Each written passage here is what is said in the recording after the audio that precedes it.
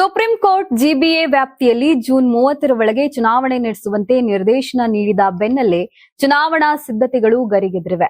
ಇದರ ನಡುವೆ ಜಿಬಿಎ ವ್ಯಾಪ್ತಿಯ 5 ನಗರ ಪಾಲಿಕೆಗಳಲ್ಲಿ ಮತದಾರರ ಲೆಕ್ಕಾಚಾರದ ಚರ್ಚೆ ಆರಂಭವಾಗಿದ್ದು, ಕರಡು ಮತದಾರರ ಪಟ್ಟಿ ಬಿಡುಗಡೆ ಬಳಿಕ ವಾರ್ಡ್ ವಾರು ಅಸಮಾನ ಹಂಚಿಕೆ ಬೆಳಕಿಗೆ ಬಂದಿದೆ.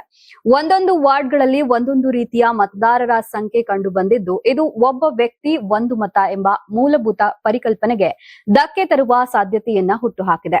ಪೂರ್ವ ನಗರ ಪಾಲಿಕೆಯ ಕೊತ್ತನೂರು ವಾರ್ಡ್ 16ರಲ್ಲಿ ಕೇವಲ 10,926 ಮತದಾರರಿದ್ದರೆ, ಪಶ್ಚಿಮ ನಗರ ಪಾಲಿಕೆಯ ರಾಜರಾಜೇಶ್ವರಿ ನಗರ ವಾರ್ಡ್ 23ರಲ್ಲಿ 49,530 ಮತದಾರರು ದಾಖಲಾಗಿರುವ ಅಂಕಿಅಂಶಗಳು ತಿಳಿದು ಬಂದಿದೆ. 5 ನಗರ ಪಾಲಿಕೆಗಳ ಪೈಕಿ ಉತ್ತರ ನಗರ ಪಾಲಿಕೆಯಲ್ಲಿ ಅತಿ ಹೆಚ್ಚು ಅಸಮತೋಲನ ಕಂಡು ಬಂದಿದ್ದು, 4 ವಾರ್ಡ್ಗಳಲ್ಲಿ ಮತದಾರರ ಸಂಖ್ಯೆ 40,000ಕ್ಕೆ ದಾಟಿದೆ.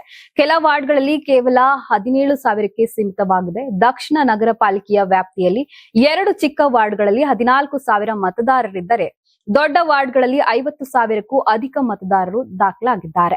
ಕೇಂದ್ರ ಪಾಲಿಕೆಯಲ್ಲಿ 20,000ದಿಂದ 30,000 ಮತದಾರರು ಇದ್ದಾರೆ. 112 ವಾರ್ಡ್ಗಳನ್ನ ಒಳಗೊಂಡ ಪಶ್ಚಿಮ ನಗರ ಪಾಲಿಕೆಯಲ್ಲಿ ಸಮಾನ ಹಂಚಿಕೆ ಇನ್ನಷ್ಟು ಅವಕಾಶವಿದೆ ಎನ್ನಲಾಗಿದೆ.